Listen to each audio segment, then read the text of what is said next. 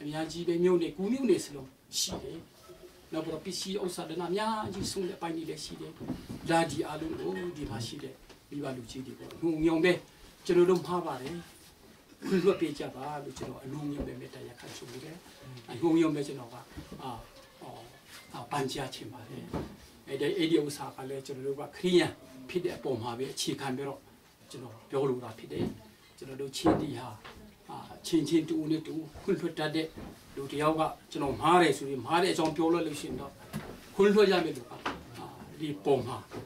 ခွင့်လွှတ်တတ်တဲ့ကျွန်တော်တို့ချင်းတဲ့ရှိတယ်အဲ့ဒီလေးပုံမှာလည်းကျွန်တော်ဇက်တီပြီးတော့တော့ခရိယန်ဖြစ်တဲ့အပေါ်မှာလည်းဇက်တီပြီးတော့ကျွန်တော်တို့အမှားပါတယ်လို့မှားကန်မှာလည်းအများကြီးရှိတယ်ဒီဘာလို့ရှိမှမှာကျွန်တော်တို့ရဲ့ပေါင်းတဲ့အကြောင်းတစ်ခုမှပြောစရာမရှိဘူးကျွန်တော်တို့မှားတာကြီးပဲကျွန်တော်တို့ကပြောဖို့ရှိတယ်ဒါကျွန်တော်တို့လုပ်တယ်ညာလုပ်တယ်ဆိုတော့ပြောဖို့တစ်ခုမှမရှိဘူးကျွန်တော်တို့ဒီကအဲ့ဒီပြောဖို့အတွက်လည်းမလာဘူးကျွန်တော်တို့မှားပါတယ်သူတို့စားဖို့ဘာလို့ရှိမှကျွန်တော်တို့လာပြောဖို့ဖြစ်တယ်နောက်ပိုင်းဒါမျိုးပြန်မမှားဘူးဘာလို့လဲအကြံပေးချပါဒီလိုလောက်ပါစသဖြင့်ခင်ဗျားတို့ရဲ့ဒါသမီးကြီးဖြစ်တယ်လို့ကျွန်တော်တို့ခံယူတယ်ဒါကြီးဖြစ်တယ်လို့ကျွန်တော်တို့ခံယူတယ်အဲ့ဒီပုံမှာအဲ့အကျဉ်းပြုကြပါကျွန်တော်တို့လုံးမကန်မာတဲ့ပုံမှာလည်းဖျားသခင်ရဲ့နာမည်အဖြစ်အမှုအညုံပဲအားလုံးကိုကျွန်တော်တောင်းပန်ချင်တယ်ခွင့်လွှတ်ကြပါကျွန်တော်တို့နောက်ပိုင်းဒါမျိုးပြန်မဖြစ်ဖို့ကျွန်တော်တို့လည်းချူစားမယ်ဆိုတော့စာဖို့ပြောလို့တယ်နောက်ပိုင်းအတွက်ကျွန်တော်တို့ရဲ့အမျိုးသားစီလုံးညီညွတ်ရေးအတွက်အင်မတန်မှအရေးကြီးတဲ့အချိန်ဖြစ်တယ်ဘာနိုင်ငံကြီးအပြောင်းလဲဒီကြားမှာချင်းဒီကအကွဲပြဲဖြစ်တယ်ဆိုလို့ရှိရင်တော့ကျွန်တော်တို့ရဲ့ရာတင်ကြထားတဲ့အခွင့်အရေးတော်တော်များများဆက်လက်ပြီးတော့ဆုံးသွားမှာဖြစ်တယ်။နောက်ပြီးတော့ချင်းဒီကတိတ်နေတယ်လို့ရခုကျွန်တော်တို့ငါတင်းတော့မပြီးတော့ဘူး။စဉ်းစားလိုက်ပြီဆိုလို့ရှိရင်ကျွန်တော်တို့ဗာလဲကျွန်တော်တို့ရဲ့နာကလုံးဝကိုမျိုးလင်းစရာကတော်တော်လေးအားနေပါတယ်။ဘုရားသခင်ကိုပဲအားကိုးပြီးတော့တွားရမယ်နေထားတယ်ဖြစ်တယ်။ကျွန်တော်တို့ချင်းအတွက်ထွက်ပေါက်မရှိဘူး။လူကြီးလည်းတိတ်နေလုံးဝကြီးတယ်တတန်းတော်မရှိဘူးငါတင်းတော်မပြီးဘူးခုနိုင်ငံတကာလည်းထွက်ကုန်ပြီကျွန်တော်တို့ကြံတဲ့ဒီမှာရှိတဲ့လူတွေအားလုံးကတော့တနိုင်ဆုံးဖြစ်ခဲ့တာဒီအားလုံးခွင့်လွှတ်ပြီးတော့အတိကျွန်တော်တို့ရဲ့အမျိုးသားညီညွတ်မှုကျွန်တော်တို့ချင်းဆိုတဲ့ပုံမှာချင်းပဲတုံစုံပဲတုံကူကီပဲတုံလိုက်ပဲတုံပေါ့ကျွန်တော်တို့အားလုံးကလူမျိုးတစ်မျိုးဖြစ်တယ်ညီကိုဒီဖြစ်တယ်ဆိုတဲ့အပေါ်မှာကျွန်တော်တို့ရှုစီးဖို့အင်မတန်အရေးကြီးနေတဲ့အချိန်ဖြစ်တယ်အင်မတန်အရေးကြီးနေတဲ့အချိန်ကိုကျွန်တော်တို့အားလုံးအဘာတို့အရွယ်ကနေဟိုးအငယ်ဆုံးတာသမီအားလုံးအထီပေါ့အရေးကြီးနေတဲ့အချိန်မှာကျွန်တော်တို့ကညီငွေဖို့လိုတယ်ဆိုတဲ့အပေါ်မှာအားလုံးသဘောပေါက်နားလေပေးကြပါတော့ကျွန်တော်တို့ရဲ့ညီငွေကြီးကိုဒီလူမျိုးခြားအုပ်ချုပ်တဲ့လူမျိုးခြားဒီရဲ့ရှိမှာကျွန်တော်တို့အကွယ်ကွယ်ပြဲဖြစ်တာကိုတို့မြင်ချင်တာပဲဒါမျိုးနောက်ထပ်ပြန်ဖြစ်ဖို့အတွက်ဝိုင်းဝန်းပြီးတော့ကြံလေပါလေပေးကြပါဒီလိုမျိုးအစီအမျိုးနောက်မဖြစ်အောင်ဘယ်လိုကံကိုဆောင်းရှုပ်ပေးမလဲဆိုတဲ့အပိုင်းကိုလေလေးနည်းစဉ်းစားပေးကြပါလို့ကျွန်တော်အနှုံညုံလေးဒီမှာလာတဲ့အပါဒီလို့ကျွန်တော်လက်တရခံချင်းတယ်နောက်ကျွန်တော်တို့ဒီမှာရုံးထိုင်ပြီးတော့နောက်မဲ့အပိုင်းလောက်မဲ့ခါမှလည်းအများကြီးအပါတို့နဲ့အမြင့်ထိတွေ့ပြီးတော့ဘယ်လိုလောက်ရင်ကောင်းမလဲဘယ်လိုလောက်ကောင်းမလဲဆိုပြီးတော့လောက်တော့မှာပါဘာသာကြီးကပါစတာဒီနောက်ပြီးတော့ဟိုကတင်းတီကလူကြီးတွေလည်းအမြဲလည်းအမြဲတမ်းကျွန်တော်တို့ညှိနှိုင်းပြီးတော့အမြဲတမ်းညှိနှိုင်းနဲ့အလုံးလုံးမှာပါလို့ပြောကြရင်းနဲ့ကျွန်တော်ဒီပုံချုပ်ပြရစေအများကြီးတင်ပါတယ်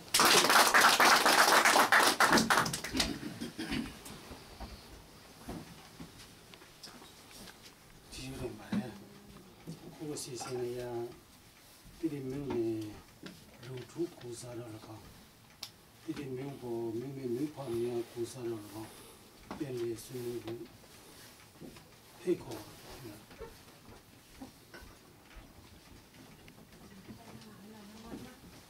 ခုနကျွန်တော်ကြားတာစိတ်ချမ်းသာပါတယ်နောက်ကျွန်တော်တို့သိထားတဲ့ CNF ဆိုတာကကျွန်တော်လက်ရှိအနေထားမှာကကျွန်တော်တို့အမတမဝမ်းနည်းစရာတွေနဲ့ပဲဒီကုန်းချုပ်သွားခဲ့ပါတယ်ဒါကြောင့်လည်းပဲခုနပြောသလိုကျွန်တော်တို့ကလက်မခံနိုင်ကြပါဘူးတော့ဒီပုဂ္ဂိုလ်အချင်းကျွန်တော်တို့မုန်းသလားမဟုတ်ပါဘူးဘာလို့ကျွန်တော်သိထားတဲ့ CNF ရဲ့ definition ကရွာသားတွေကိုတတ်တယ်မောင်ကိုသမားတွေကိုအတင်းတမလူတယ်ပေါ့နော်ကျွန်တော်ရဲ့ definition အဲ့လိုဖြစ်တယ် နောက်တစ်ခါဒီနောက်ဆုံးအစည်းအဝေးမှတ်တမ်းတွေပြန်ကြည့်လိုက်တဲ့အချိန်ကျတော့စိတ်ချမ်းသာစရာတစ်ခုမှမရှိဘလို့ဖြစ်လဲဆိုတော့အဲ့မှာဆွေးနွေးတာကျွန်တော်မှတ်ရသလောက်ပေါ့နော်ခင်ဗျားတို့နိုင်ငံခြားသွားတဲ့ခေါင်းဆောင်တွေကဘာလို့ပြည်တွင်းမှာပိုက်ဆံရှာခိုင်းတယ်လဲဟဲ့လားအဲ့စောင်းထဲမှာကျွန်တော်ဖတ်ရတာပေါ့နောက်တစ်ခါတောင်ပိုင်းနဲ့မြောက်ပိုင်းခွဲမယ်ပေါ့စသဖြင့်အမျိုးမျိုးတွေရေးနောက်တစ်ခါကျွန်တော်ဘာထပ်ကြားတယ်လဲဆိုတော့အန်ဒရူးငွန်ကျုံလျန်ကခေါင်းဆောင်တယောက်ဖြစ်တယ်အခုအဖွဲကွဲပြန်ပြီဘလို့ပြန်ဖြစ်နေတယ်လို့ကျွန်တော်အံ့ဩတာပေါ့ဒါပေမဲ့ dream bike တော့အံ့ဩစရာတော့မရှိဘူးသူ့အကြောင်းနဲ့သူရှိပါလိမ့်မယ်ပေါ့နော်ဒါပေမဲ့ကျွန်တော်အမြင်မှာသူတို့ခေါင်းဆောင်တွေကိုနိုင်တောင်မှဒီလိုဖြစ်နေတယ်နောက်ဒုထားဆွေခါလည်းအကြောင်းမျိုးကြောင့်ရာထွန်းနဲ့ဖယ်လိုက်တယ်ဘလို့ဖြစ်ကုန်လဲဘုံတော့ပြောပြန်တော့လေချင်းကောင်းဆောင်ဆိုအဲ့ဒါနဲ့ချင်းဒီခေါင်းဆောင်လုပ်မယ်ဆိုတပည့်လိုက်မယ်လို့ကတော့ပို့ဆိုးတာဘောလို့ဦးဆောင်တားလို့တော့ပဲသူတို့ကလိုက်နိုင်လိမ့်မယ်လို့ကျွန်တော်ပြောပေါင်းဆောင်ကြီးကျတော့ကစားကြတဲ့အပုံစံသူလုပ်နေတာဟုတ်နဲ့ကျွန်တော်တော့စိတ်မချမ်းမသာဖြစ်တာတော့အမှန်ပါနော်ဒီနေ့ဒီပုံပေါ်လေးပြောကြပါနော်နော်အဲ့လိုဖြစ်တယ်ဆိုတာကဘာကြောင့်ဆိုတာလဲကျွန်တော်သိစိတ်မသိပါဘူးအတွက်ကြောင့်ဒီလိုဖြစ်တာလည်းမသိပါဘူးဒါနဲ့ချင်းအမျိုးသားတွေလှုပ်ရှားမှုတစ်ခုအတွက်တော့ခံစားချက်မတူပေမဲ့ဝန်နေပေးပါလေဘာလို့လဲဆိုခေါင်းဆောင်တွေဒီလိုဖြစ်မယ်တချိန်တော့ဒေါင်းမီခေါင်းဆောင်တွေဒီလိုဖြစ်လိုက်ပြန်ပြီနောက်တစ်ယောက်ယုံကြည်အားကိုးတဲ့ပုံကူတစ်ယောက်ဒီလိုဖြစ်လိုက်ပြန်ပြီဆိုတော့ဥစ္စာကြားလိုက်တဲ့အချိန်ကျတော့ချင်းတစ်ယောက်နေတဲ့ကျွန်တော်ဝန်တာချင်းမရှိပါဘူးဝန်နေပေးပါလေဒီလိုခြေလန်းလန်းနဲ့ဆိုရင်နောက်လိုက်ကြဘလောက်များစိတ်တကြမလဲကျွန်တော်နားလည်ပေးပါလေတို့တော့ကျွန်တော်ခုနပြောသလိုကျွန်တော်တို့ရဲ့ဒီ CNF ရဲ့ခေါင်းဆောင်ပိုင်းလည်းအခြေအနေမျိုးကြောင့်ပြောနေတယောက်မတူခဲ့ပါဘူးပြောမယ်ဆိုအများကြီးပါဒါနဲ့ကျွန်တော်ရဲ့ definition ကျွန်တော် tip တွေလူမျိုးတွေရဲ့ definition မှာကျွန်တော်တို့အတင်းတမခေါ်တယ်တနက်နဲ့တတ်တယ်ပိတ်ဆန်တောင်းတဲ့ဘာညာပေါ့နော်အဲ့လိုဖြစ်နေတဲ့အချိန်မှာကျွန်တော်ခံစားချက်မှာအဲ့လိုရှိနေတဲ့အချိန်ကျတော့ဘလောက်ပဲကောင်းကောင်းလောလောဆယ်ကောင်းတာကျွန်တော်ခုနပြောသလိုပေါ့မမြင်သေးမမြင်တဲ့အတွက်ကျွန်တော်ကန့်ကွက်နေခြင်းဖြစ်ပါတယ်နော်နောက်တစ်ချက်နံပါတ်2မှာခုနပြောသလိုပေါ့ကျွန်တော်တို့ဒီတစ်ချိန်တစ်ခါကမှကြုံမဖြစ်ခဲ့ကိုကနဲ့ကိုအုပ်ချုပ်ကြတယ်ကျွန်တော်ခံယူထားတာပေါ့ဒါပေမဲ့ခုလက်ရှိအနေထားမှာဘလို့ဖြစ်တယ်လဲဆိုတော့ဒီမှာသူတို့လာမယ်ငါတို့သူတို့ဖွဲ့ပြကျေးဇူးတော့မယ်ပြဿနာပဲဒီ CNF ခေါင်းဆောင်ပိုင်းဒီလာလို့ဒီကအမှုထမ်းရထားနေရကျွန်တော်အပေါ်မှာအဲ့လိုမျိုးလောက်တော့မယ်ဆိုကြောက်ရပြီဗောကျွန်တော်တားကြောက်ရပြီဗောဘာလို့လဲဆိုတော့ကျွန်တော်တို့ဘိုးဘွားပြည်စင်ဇက်ကလေးကဖလန်းဆိုဖလန်းအလိုက်သူတို့ဖလန်းဦးစွာလိုက်သူတို့ခေါင်းဆောင်တွေသူလေး၎င်းမဲ့ဟာကားဆိုရင်တိုင်းနဲ့သူပြီးချက်လာပေါ့နော်ကိုဒီတိုင်းနဲ့သူ့အချုပ်လာခဲ့တယ်ကျွန်တော်တို့ဒီမှာလည်းအဲ့တိုင်းဖြစ်လာတယ်ဒါပေမဲ့ကျွန်တော်ကြားရတယ်ဘလို့ဖြစ်လာတယ်လဲဆိုတော့သူတို့ရဲ့အုပ်စိုးပြီးတော့သူတို့ရဲ့စီမံခန့်ခွဲမှုမှာနေရမယ်ဆိုရင်ကျွန်းတကြော့ဝင်တယ်လို့ကကျွန်တော်လူလူရပြန်ခံစားဒါတော့ဘယ်ဖြစ်တယ်မလဲဒီလိုဖြစ်ရင်တော့အမျိုးသားကြီးဆိုတော့ဘယ်ချိန်ကမှတက်တက်မြင့်နေလို့မရတော့ဘူးအဲ့လိုမျိုးပြန်ပြီးတော့ခံစားတဲ့အတိုင်းပဲကျွန်တော်တို့ဒီညွန့်မြဖအနေနဲ့၎င်းနောက်တစ်ခါလူထုတွေအလဲတော်၎င်းနောက်ကျွန်တော်တို့ရဲ့ပြည်သူလွတ်တော်မျိုးသားလွတ်တော်တွေနဲ့ဒေါ်၎င်းကျွန်တော်အစစ်စင်ကန့်ကွက်ခဲ့ပါတယ်နောက်ဆုံးကျွန်တော်ကန့်ကွက်က2010ခုနှစ်ဖေဖော်ဝါရီလ10ရက်နေ့မှာကျွန်တော်သမရကြီးဦးသိန်းစိန်ထံကိုလည်းကျွန်တော်တင်ပြထားပါတယ်နောက်ပြည်နယ်ဝန်ကြီးချုပ်တွေကိုလည်းတင်ပြထားပါတယ်အဖွဲတယောက်ကနည်းနည်းပိုက်ဆံချမ်းသာတော့သူ့အိမ်မှာသွားပြီးတော့ဆူတောင်းမဲ့လူကပါစတာတွေအများကြီးကိုဘာလို့တခါတောင်းနေမုံဘွားရဒါမှအနည်းဆုံးဆရာတို့မပါဘူးเนาะကျွန်တော်ပြောတယ်လောဖိတ်ကလေးတစ်ခွက်တော့ပြောရအဲ့နဲ့ချိန်မှများလာတဲ့အချိန်ကျအေးပါပြီဆူတောင်းမို့လေပထမတောင်းတာတော့ဒီလိုဖြစ်တယ်ဆိုတာလည်းမရှိဘဲနဲ့တော့ထူးခြားမှုမရှိပေမဲ့တော့ဆက်တောင်းပေါ့ဗျာဆိုသလိုပေါ့နော်ကျွန်တော်တော့တောင်းစုချက်ကထူးခြားမှုမရှိပေမဲ့တော့ဆက်တော့တောင်းနေတာပါပဲနောက်ဟိုနေ့ကတွေ့တဲ့အတိုင်းပဲစာနာလည်းပြပါတယ်စာနာပြလို့လည်းဘလို့ထူးခြားမယ်ဆိုတာလည်းညှော်လင့်ချက်တော့ကျွန်တော်လက်ထမ်းမှာမရှိတော့ကျွန်တော်စဉ်းစားမိတာဒီတမျိုးနယ်နဲ့တမျိုးနယ်ဟိုဥစားဒေသတစ်ခုနဲ့ဒေသတစ်ခုတယောက်နဲ့တယောက်အုပ်ချုပ်တယ်ဆိုတဲ့စနစ်ခုနပြောသလိုပေါ့နော်ကျွ ကျွန်တော်တို့ကိုအုပ်ချုပ်ခဲ့ဘူးလားဂျုံခံခဲ့ဘူးလားအင်္ဂလိပ်လက်ထဲတစ်ခုပါအရင်တော့ကိုယ့်အနေနဲ့ကိုယ်အုပ်ချုပ်ခဲ့တာဟုတ်ဆိုတော့ကျွန်တော်တို့ရဲ့လွတ်လပ်မှုကျွန်တော်တို့ရဲ့ဘဝစဉ်ဆက်သုံးလာခဲ့တဲ့ကိုယ့်အကူအုပ်ချုပ်လာခဲ့မှုတွေဟာဆုံးရှုံးရမယ်ဆိုတဲ့ဥစ္စာတွေဟာကျွန်တော်တို့ရင်ထဲမှာကိန်းအောင်နေတာပါလူပုဂ္ဂိုလ်အနေနဲ့တော့တယောက်မှမုန်းတီးခြင်းမရှိခဲ့ပါဘူးဒါပေမဲ့ခုနပြောသလိုဒီမျိုးကြီးပြောသလိုပေါ့ဗျာရှိစက်မှာကျွန်တော်ဓာတ်ထက်မကပိုကောင်းရင်လည်းပဲကျွန်တော်ကြတော့ဘယ်မုန်းတီးမှုပဲရှိတော့မလဲဘာလို့ဒီလိုဖြစ်ရင်ဒီလိုဖြစ်ပါတယ်ဒီလိုပြောတော့ဒီလိုဖြစ်သွားတယ်ဆိုတာကျွန်တော်မြင်ရတော့မဟုတ်မမြင်ရနေတရွေ့ကတော့ကျွန်တော်တို့အနေနဲ့တတ်နိုင်တဲ့လောက်တော့ကန့်ကွက်ရအောင်ပါမြင်လာပြီဆိုရင်တော့လက်ရှိထောက်ကန်တဲ့လူထက်တောင်မှကျွန်တော်ပို့ရင်လည်းပို့သွားမှာပေါ့ဒါပြောလို့မရဘူးအဲ့လိုလေးတွေရှိတယ်အဲ့ဒါကြောင့်ခုနပြောသလိုဒီအရင်စနစ်ပုံစံအတိုင်းမဖြစ်စေရပါဘူးဆိုတာဟာကျွန်တော်တို့အမတန်မှနဝင်ချိုပါတယ်ဖြစ်လိမ့်မယ်လို့ကျွန်တော်ညွှန်နေပါတယ်နောက်တစ်ခါကျွန်တော်ဘာပြန်စဉ်းစားတယ်လဲဆိုတော့ကျွန်တော်အစည်းအဝေးလုပ်တဲ့အချိန်မှာအခြေခံဥပဒေဒီလိုရှိတယ်လက်တွေ့မှာတော့ဒီလိုရှိတယ်အခြေခံဥပဒေမှာကြတော့လူထုကိုအလေးထားပြီးတော့လူထုရဲ့ခံယူချက်လူထုအများစုရဲ့သဘောတရားဟုတ်ပြီကျွန်တော်ကလူထုတွေလက်မထိုးခိုင်းတော့တခါတင်ပြပြောင်း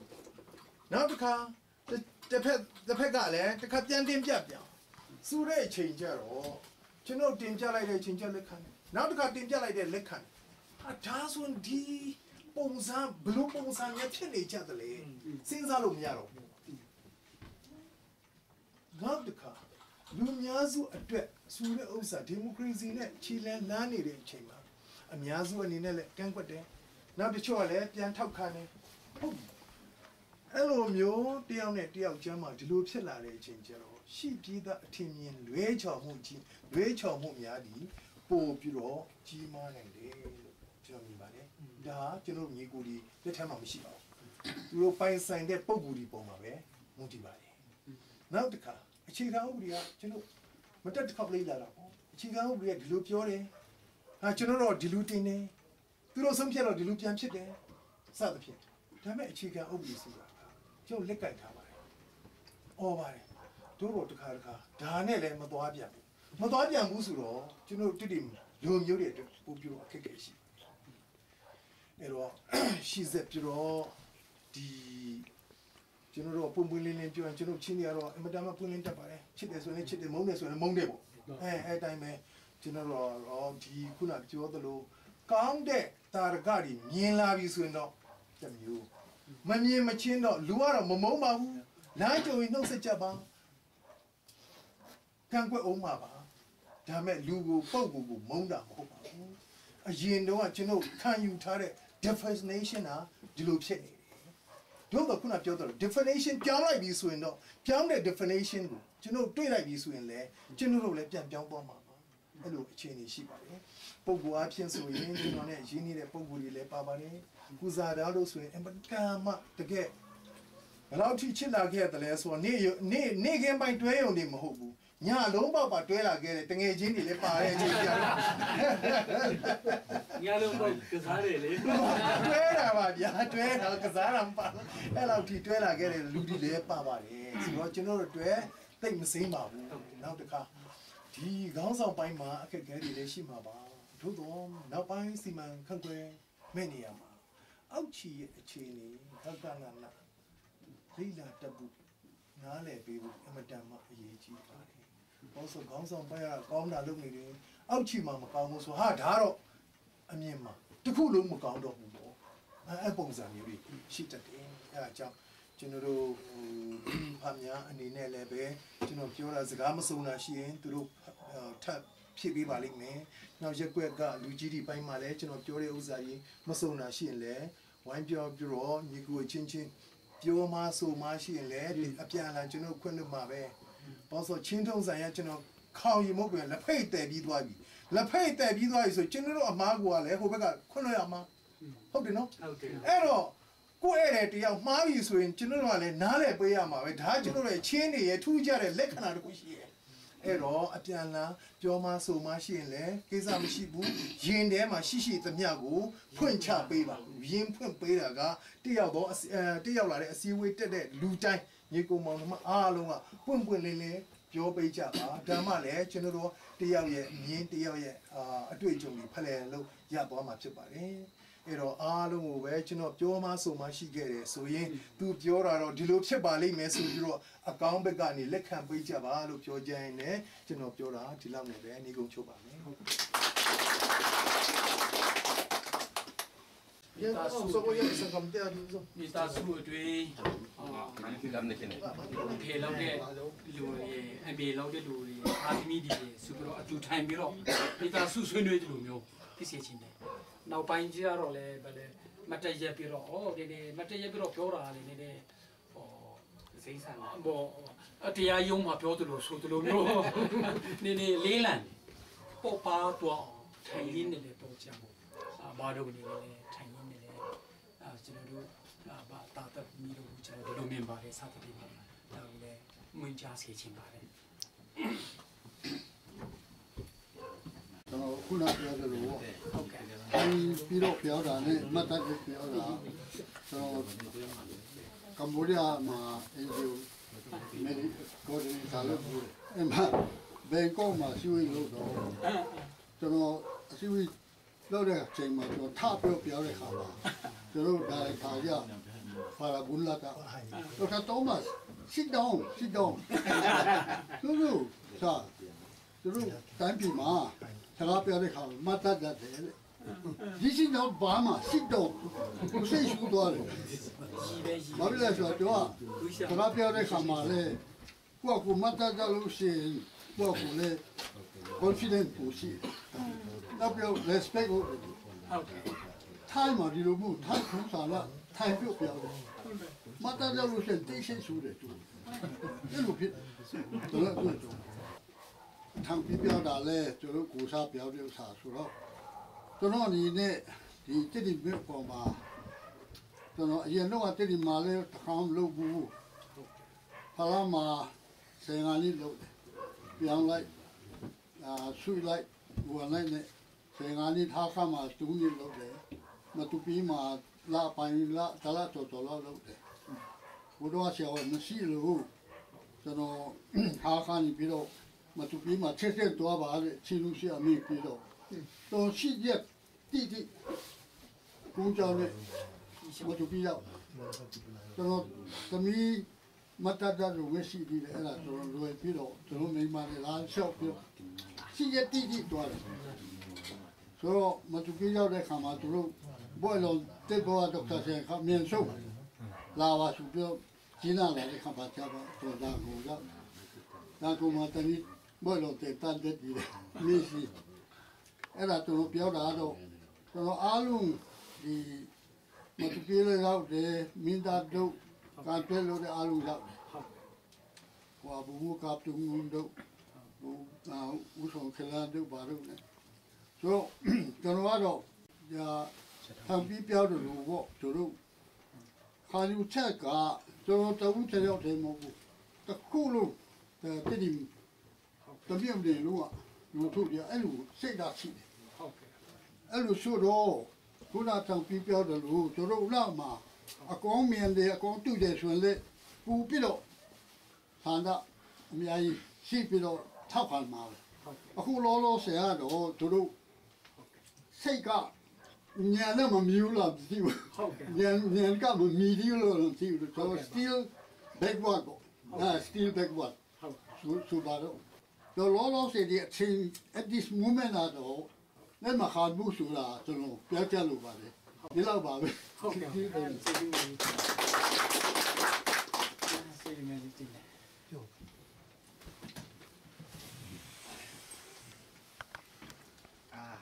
sabi ka ito din di nula pa na ito na chanta an kampetu kampetya min thang sa ko sa chano pai jeju tin ne ya di nga mi ba pi du re ku sa ro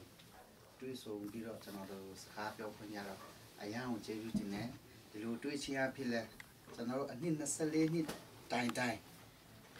ရှင်းရှင်းပြောရင်ကျွန်တော်တို့မိဘပြည်သူတွေနဲ့မတွေ့တာတော်တော်ကြာပါတယ်တော်ထဲမှာပဲအဲ့ဒါကျွန်တော်လည်းဒီမှာပြောချင်တာလေးတစ်ခုကတော့ကျွန်တော်တို့ရဲ့အတွေ့အကြုံလေးကျွန်တော်က88ရက်နဲ့စပြီးတော့ယနေ့ချိန်ထိစစ်တပ်ပဲကိုကင်လာခဲ့တယ်အဲ့စစ်တပ်ရဲ့ကျွန်တော်ရဲ့လက်နဲ့ကင်အခြေအနေလေးကိုကျွန်တော်ဝေမျှချင်ပါတယ်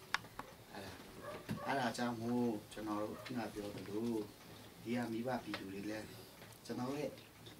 88ရက်နဲ့စပြီးတော့ကျွန်တော်တို့လက်နဲ့ကင်ရရှိတာဒီလက်နဲ့ကင်တာမှားလားမှန်လားကျွန်တော်မပြောလို့ဘူးကျွန်တော်အနေတော့မှားနေဆိုတဲ့ဟာလေးနဲ့ဒီကပ္ပအခြေအနေနဲ့ယနေ့အခြေအနေကျွန်တော်တို့ကတတ်နိုင်တဲ့လောက်အဲ့ဒါချင်းချင်းကျွန်တော်ပြောချင်ပါတယ်ကျွန်တော်ကတကယ်ဆိုရင်လက်နဲ့ကင်ချင်တနက်ကိုလုံးအောင်မကင်ချင်ဘူးတရားဖြစ်တယ်ဒီကလေးဒါကျွန်တော်တို့88မှာရန်ကုန်နဲ့စပြီးတော့ဒီချင်းပြည်နယ်9မြို့နယ်နဲ့စပြီးတော့အိုးကြေးရွာလေးအထိကျွန်တော်တို့ရဲ့လူချင်းတဲ့ဟာလေးတွေကိုလက်တီးလက်မောင်းနဲ့အားလို့စာနာပြတာသူကပြန်ပေးတာတနက်ကြီးစာနဲ့ပြန်ပေးတော့တို့မလို့ချင်းမနဲ့ကျွန်တော်တို့ကမတတ်နိုင်တဲ့အဆုံးကျွန်တော်လည်းနဲ့ကြိုင်ချင်းဖြစ်တယ်ဒီလက်နဲ့ကြိုင်တဲ့နေရာမှာလဲကျွန်တော်ဒီနေရာမြန်မာနိုင်ငံတဝန်းရှိတိုင်းသားတွေစီမှာအကုန်ရောက်ကျွန်တော်တို့ဒီချီးလူမျိုးတွေထဲမှာကျွန်တော်တို့လေးတွေပဲလက်နဲ့ကင်ပြီးတော့တခြားတိုင်းသားတွေလက်နဲ့မကင်ဘူးဆိုရင်ကျွန်တော်တို့မှားပေါင်းမှားပါလေကျွန်တော်တို့ဒီလို3-4ယောက်လေးပဲဒီမျိုးနွေစုတွေတေးတေးလေးနဲ့ပဲလက်နဲ့ကင်ခဲ့တော့ကျွန်တော်တို့မှားပေါင်းမှားပါဒါအဲ့အခြေအနေပြန်ကြည့်မယ်ဆိုရင်ကျွန်တော်တို့မမွေးခင်ကလေးကကျွန်တော်မြန်မာနိုင်ငံမှာရှိတဲ့တိုင်းသားပေါင်းစုကရင်ကရမုံရခိုင်ပို့ပလောင်ဝမျိုးနွေစုအားလုံးတည်းလည်းနဲ့ကိုင်တော့ကျွန်တော်တွေ့စစ်အာဏာရှင်ဒါပြင်ကျွန်တော်တို့မြန်မာနိုင်ငံမှာရှိတဲ့အဲ့88မှာလေသူတို့မြန်မာចောင်းသားတွေကိုယ်တိုင်လည်းနဲ့ကိုင်ကျွန်တော်တို့ ਨੇ အတူတိုက်ဒါပြင်ဒီအေရှတစ်လျှောက်လုံးနိုင်ငံတွေကလည်း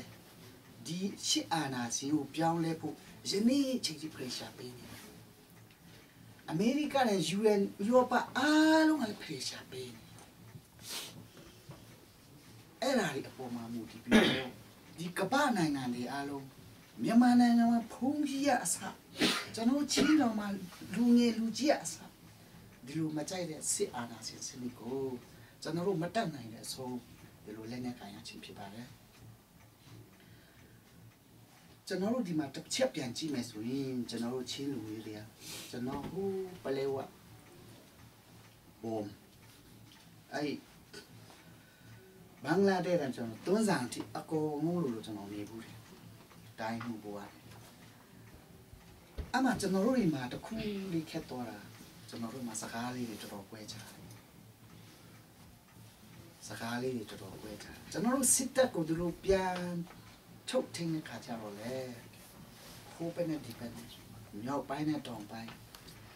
ကျွန်တော်တို့ရဲ့အကျဉ်းဆိုင်တာတွေတော်တော်လေးကွဲကြပါ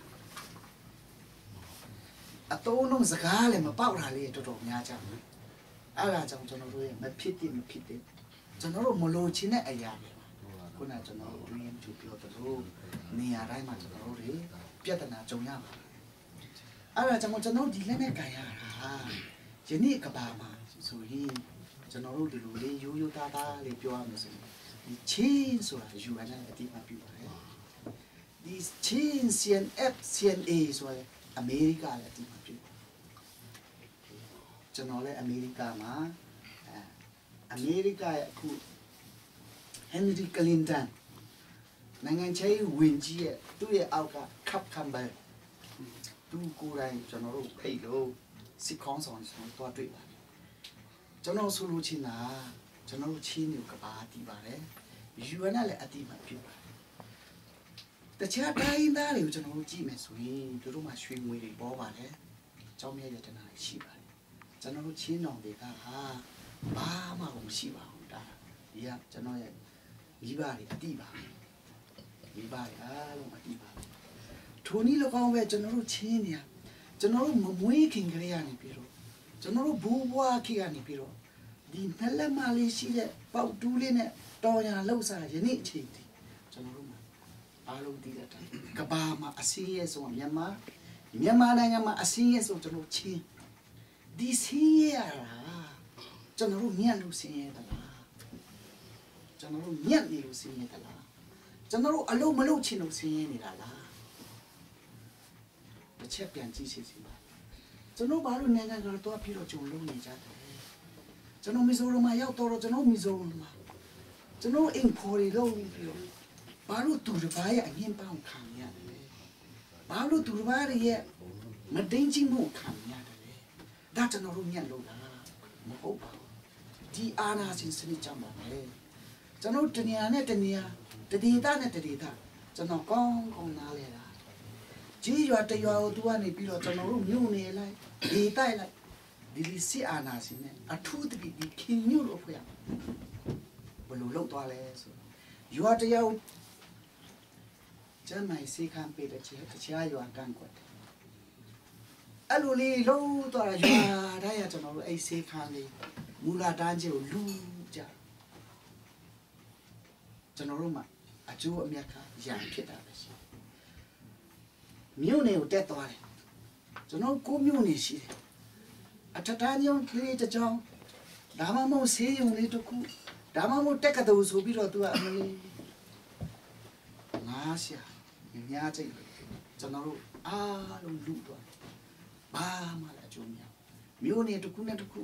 ဒေသတစ်ခုနဲ့တစ်ခုစိတ်ဝမ်းကွဲတာပဲကျွန်တော်တို့ကအခုဒီအဖြစ်ရပါတယ်ထိုရီတော့ကျွန်တော်ဘာသာရေးတွေဘယ်လောက်ခွဲနေပြီလဲအမှန်ဆိုကျွန်တော်တို့ကကျွန်တော်တို့စစ်ဖက်မှာဆိုတော့ကျွန်တော်ကျေးနာအမြဲတမ်းဖားနေကျွန်တော်တို့လူဘာသာရေးကွဲသွားတာတွေလေသူတို့ဖန်တီးတာပဲဒီစစ်ဆိုရအဲ့ဒီစစ်ဆိုရဖန်တီးတယ်လို့ကျွန်တော်တို့ကွဲသွားကျွန်တော်ချင်းလူမျိုးတွေကဆိုရင်တည်တဲ့အတိုင်းပါပဲ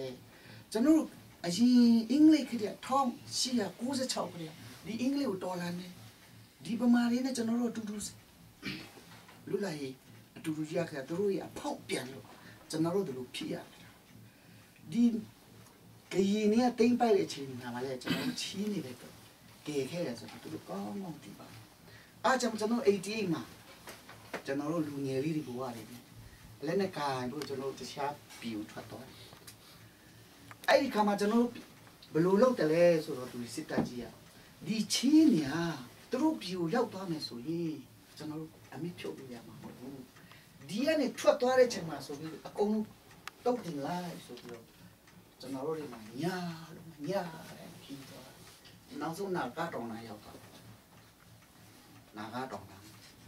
အနောက်ကလည်းရန်သူကလိုက်တယ်အရှိဘက်ကလည်းမိုးရာတိဖြစ်တဲ့အိန္ဒိယတက်နဲ့ကျွန်တော်တို့ရပောင်း40ကျော်အနည်းမဆိုင်အောင်ရပောင်း40ကျော်ကျွန်တော်မပြောပြဘူးရွက်လေးတွေပဲစားတယ်အမှကျွန်တော်တို့ဆူတောင်းတဲ့ခါကြတယ်ကျွန်တော်ရဲ့အမေအတွက်မတောင်းနိုင်ကျွန်တော်ရဲ့ချစ်သူအတွက်လည်းမတောင်းနိုင်ညီကိုမောင်မအတွက်လည်းမတောင်းနိုင်ဘုရားသခင်ကျွန်တော်ရဲ့စားတော့ပေါ့စားစာပေးပါတာလည်းကျွန်တော်နေတာဆူတောင်းအဲ့ဒါကြီးကျွန်တော်တို့ခံရတာဘာဖြစ်လို့လဲဆိုကျွန်တော်တို့ရိုးရိုးသားသားဝင်ခံပါတယ်ကျွန်တော်တို့တည်တာဒီချင်းအမျိုးသားရေးတက်ပါပဲအဲ့တော့ငါပြခံပြီးတော့ကျွန်တော်တို့လိုအချင်းဖြစ်တယ်ထိုနည်းလကောကျွန်တော်တို့တီးရင်ဖလာမခါ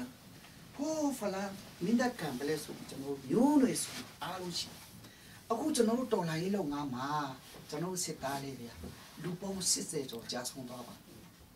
အဲ့ဒီထဲမှာဒီတီးရင်လည်းပါတယ်ဖလာမလည်းပါတယ်ဟာခါလည်းမင်းတပ်လည်းပါတယ်အရှိုးချင်းလည်းပါတယ်ဟိုဘုံလေးလည်းပါတယ်ကျွန်တော်ဆိုလို့ရှိရင်ကျွန်တော်ဒီလုပ်ငန်းလေးရာဆိုရိုးရိုးသားသားလေးနဲ့ကျွန်တော်တို့ဒီအမျိုးသားရေးအတွက်ကိုကျွန်တော်တို့အသက်ပေးပဲဆိုတော့ကျွန်တော်တင်ပြချင်းပါအဲ့ဒီတိုင်းပဲကျွန်တော်တို့အခုတိုင်းသားတွေနဲ့ဘယ်တော့အခါမှကျွန်တော်တို့ကဒီချင်းတွေကလက်နဲ့ဒီအားကိုပြီးတော့လက်နဲ့အများကြီးရပြုဒီမြန်မာစစ်ဆိုးရအောင်နိုင်မယ်ဆိုတော့ကျွန်တော်တို့မတွေးခဲ့ပါဘူးကျွန်တော်တို့မှာ policy ရှိတာစပွဲပေါ်မှာဆွေးနွေးကျွန်တော်တို့အခုရုံနိုင်ငံမှာအော်မဲစပွဲပေါ်မှာဆွေးနွေးဆိုတဲ့အတိုင်းပဲအခုမှပြောလိမ့်မယ်ကျွန်တော်တို့ဟာအခုတင်းစင်တမနာတင်းစင်ကနေပြီးတော့2014ခုမတိုင်ပင်လုံးနီလာခံခဲ့တော့ဆိုခေါ်လာဟုတ်ပြီကျွန်တော်တို့ရဲ့ဖခင်ကြီးတွေ การในส่งกระเป๋าเนี่ยซาบิใจละอะไรอมิวตาคนนี้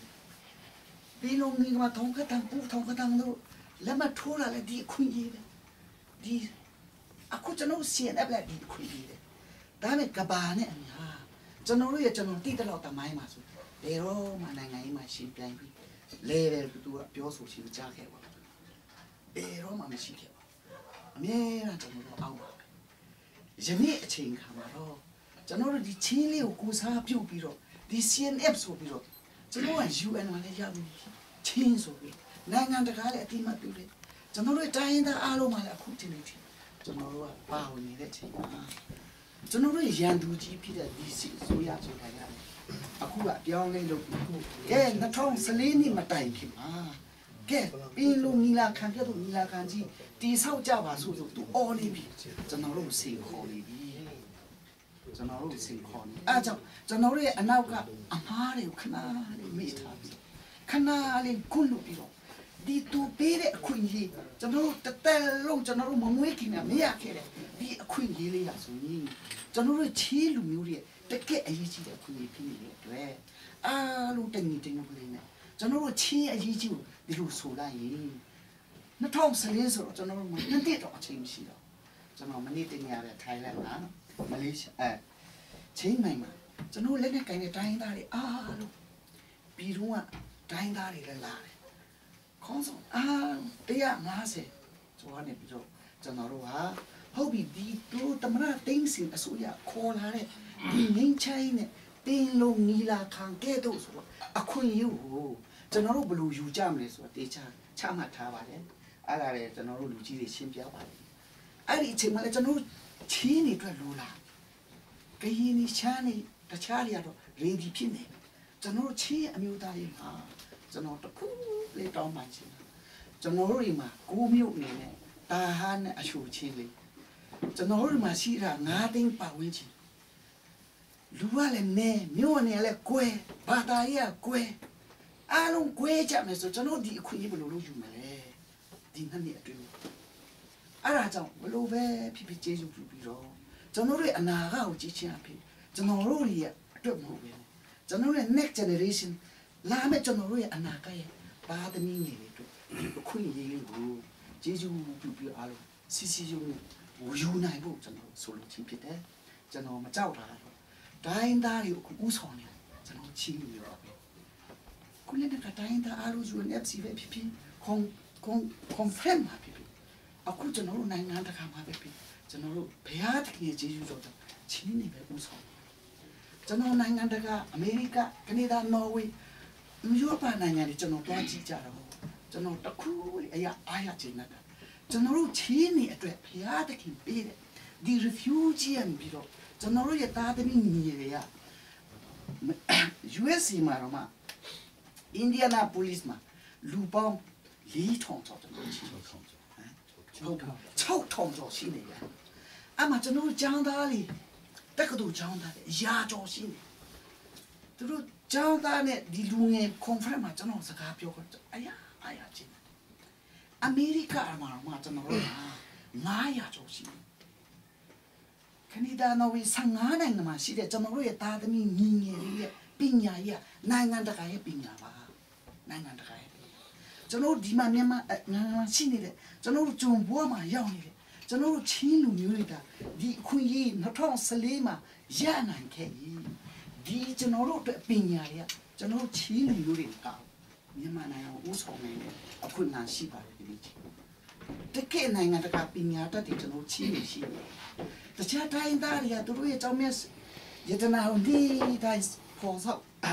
စားတောင်းနေတော့သူတို့မှာတော်တော်လေးရှုံးကုန်ပါတယ်ကျွန်တော်ချင်းနေအတွက်တော့ပညာရှိပါတယ်အားကြောင့်ဒီမှာရှိတဲ့ကျွန်တော်ရဲ့မိဘတွေကိုကျွန်တော်ပြောချင်တာတော့ဒီမက်တူတော်လာတဲ့အချိန်လေးမှာတယောက်နဲ့တယောက်ညာဆုံးနားလေးမှုယူနိုင်ပြီးတော့ဒေတာဆွဲမျိုးနွယ်ဆွဲပါတီဆွဲတယ်ခဏလေးထားပြီးတော့ကျွန်တော်တို့ချင်းအရေးသူပေးတဲ့ဒီအခွင့်အရေးလေးစူးစူးစီစီနဲ့ကျွန်တော်တို့ယူရအောင်အဲ့ဒါယူနိုင်ကျွန်တော်တို့ရဲ့အနာဂတ်ကျွန်တော်တို့မှာအမြဲတမ်းအားကိုးနေကျွန်တော်တို့ရဲ့အဖဘုရားသခင်ရှိနေတယ်သူကျွန်တော်ဘုရားသခင်ကဆူတောင်းပြီးတော့အားလုံးအတူတကွ ယူကြပါဆိုလို့ကျွန်တော်ပြောရင်ဒီကုန်းချောဖိုင်